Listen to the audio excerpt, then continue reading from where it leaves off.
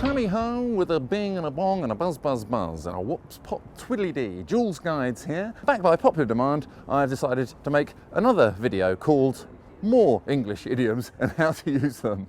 Now, have you ever heard the expression robbing Peter to pay Paul? What it typically means is giving with one hand and taking away with the other. Like, for example, if you've got a hole in the sleeve of your coat and in order to fix it, you tear off the other sleeve in order to create a patch to fix the other sleeve.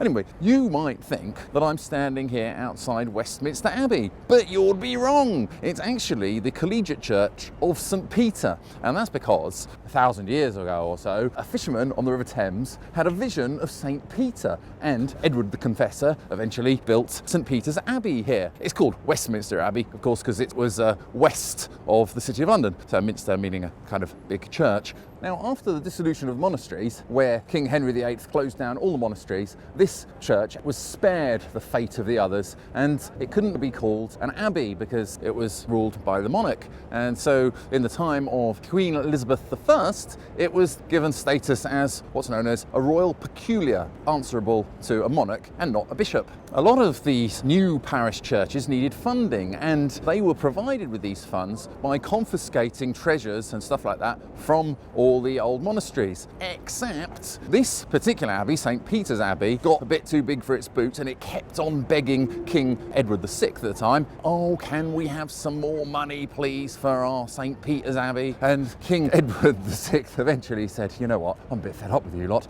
I will take away all the funding that I'm giving to you at St. Peter's, and I'm going to give that funding to St. Paul's Cathedral in the city, thereby robbing Peter to pay Paul." How'd you like them apples? And don't ask me where that expression comes from. What happened to you, Charlie Diamond?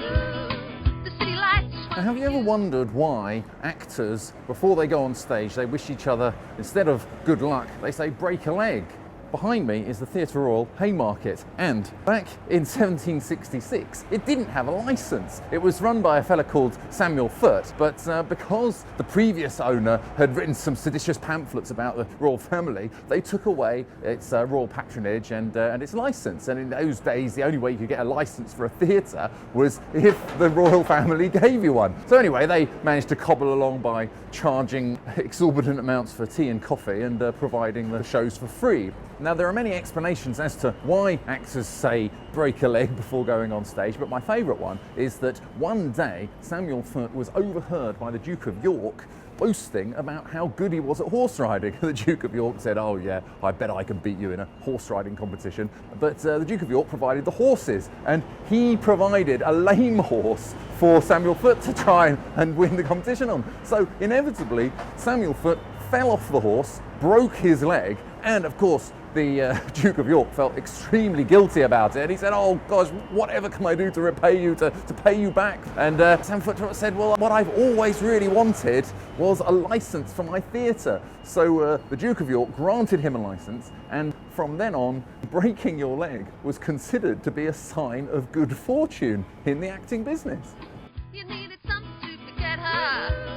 You thought a country break. Now, have you ever called somebody a nosy Parker? Ever wondered why we call people nosy Parkers? Someone who keeps poking their nose into your business? Well, this is Lambeth Palace. Since the 12th century, it's been the London home of the Archbishops of Canterbury. And look at that amazing 15th century brick gatehouse there. Wonderful. In fact, this was also the place where Anne Boleyn confessed to Thomas Cranmer before being executed. Anyway, Queen Elizabeth I's bishop was called Matthew Parker, and he, besides having a very, very large nose, a bit like me, he was very famous for poking his nose into other people's business. And that's where we get the expression, a nosy Parker. I think he was buried here, and then during the Commonwealth, they dug him up because they wanted to get rid of the monarchy and all things to do with that. And they dug him up and they threw him into the back garden.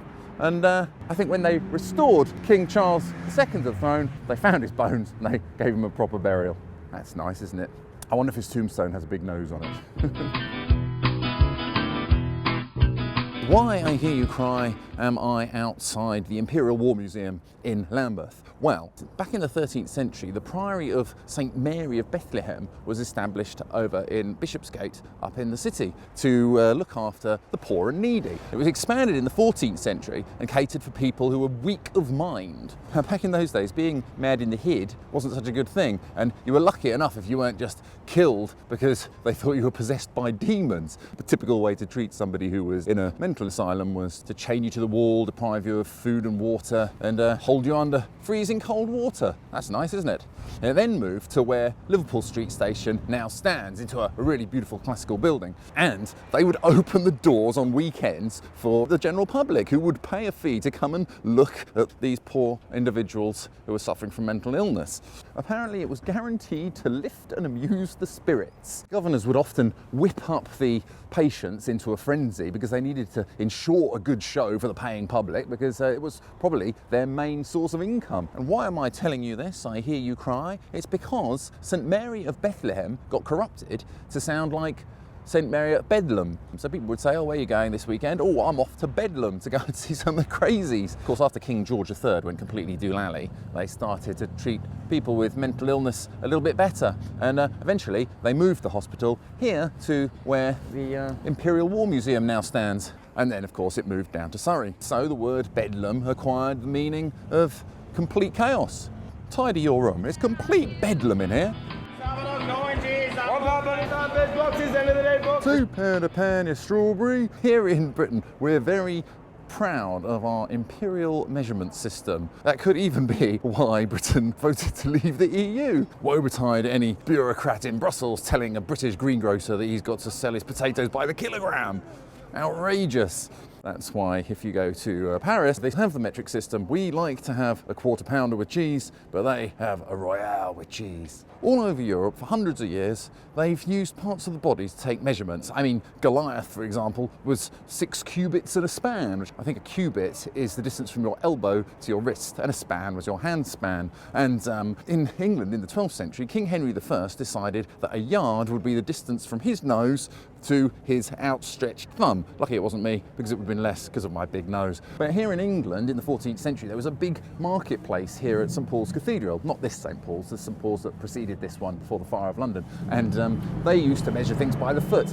Now, there are many explanations as to where we get a foot from, but some say that it was a St Paul's foot, which was actually taken from the measurement of the foot of St Algar, who was carved into a column here at the bottom of the original St Paul's Cathedral. And to the Romans, a foot was based on a statue of Nero, and they divided up the measurement of that foot into units, which they called unitii, which sounds a bit like inch or ounce, which is where we get the word inch and ounce from, as if you cared. But the funny thing is, if you go to a hardware store and you ask for some 4x2, which is like, it's a 4-inch by 2-inch beam of wood, then they'll say, oh, how much do you want of that? And you go, oh, I have 2 meters. So you ask for the length in metric system, 2 meters, and you describe the wood using the imperial system, just to confuse people. Thanks for watching. If you've enjoyed my video, don't forget to hit the subscribe button, tell your friends, and I'm sure you'll let me know in the comments below if I've made any mistakes. And if you want a private guided tour of London, head over to my website, joolzguides.com, where you can learn more about me, buy some tasteful Joolz Guides merchandise, and get in touch. And you can see all the other videos that I've made. There's one about Pitcairn Island in the Pacific, there's one about Sicily, they've won awards and everything. So pip pip, tally ho, and tune in next week for another video about London.